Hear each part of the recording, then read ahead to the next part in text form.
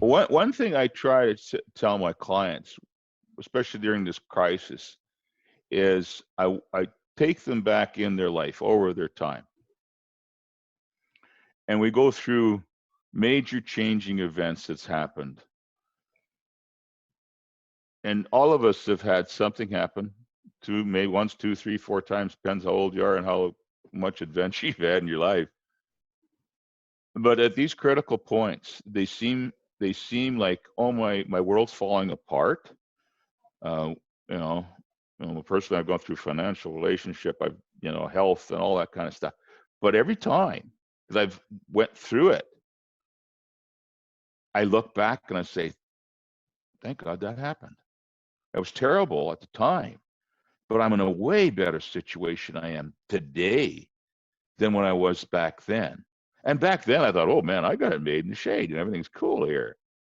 But oh no, after that struggle, after that, I come out, I don't know, better, stronger, and Yeah. wiser, and feel better in here. I mean, we lost a son at 5.5 months. And when you go through something like that, your whole world falls apart, right? Yeah, I can imagine. Yeah.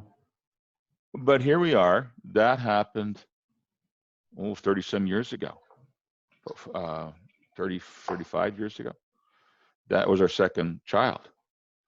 But out of that, if we would have had two children, a boy and a girl and a boy, that's maybe all the kids we had. We ended up with 3 girls and a boy. And we're very happy with having 4 kids. But it might not have happened at that. And then gave us a whole new sense of feeling. And we've been there for all other kinds of people that have went through the stuff we have. We've been there to help them and empowered us that we were there for them too. Yeah. So, as devastating as it is, I'm not saying I would choose differently, but I am better because of it. Yeah.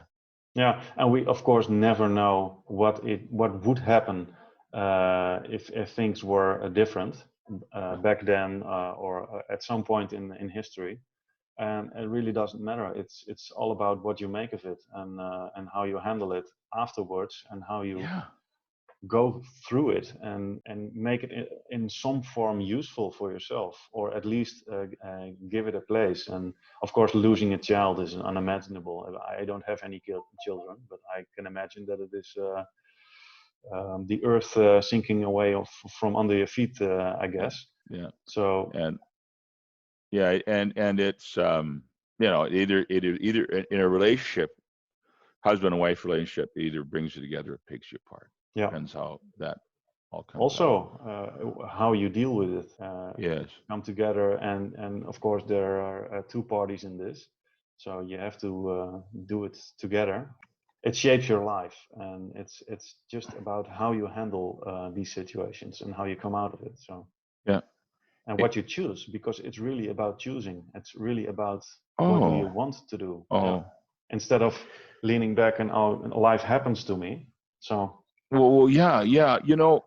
Out of that thing, and the wisdom of my wife really shone that day, because our child was sick. He was in the hospital in a neighboring town. Our local doctor wasn't seeming to.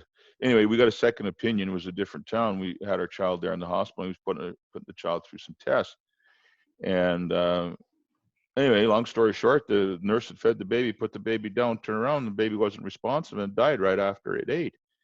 And so they phoned us, and Carol was getting ready. I think both of us are actually getting ready to go to the hospital to see our child that afternoon. And here's the doctor and said he passed away. So, it was a shock. It was everything. But even before we left home to go to the hospital, my wife said to me, we're not going to blame. We're not going to blame. And that was probably the wisest advice that I got. The two of us agreed we wouldn't blame. And you know what that did? It took us away from the victim. We were no longer the victim, because a victim wants to blame, right? Yes. Well, if you stay in victim mentality, you'll never solve your problem. It's always somebody else's problem. Somebody else did this to me. We could easily blame the doctors. We could have blamed, we could easily blame people. But her decision, we agreed we wouldn't blame. And so we went through the whole thing, not looking to blame somebody, but looking at a way to come out of this. That it was something bad happened, and that's all it was.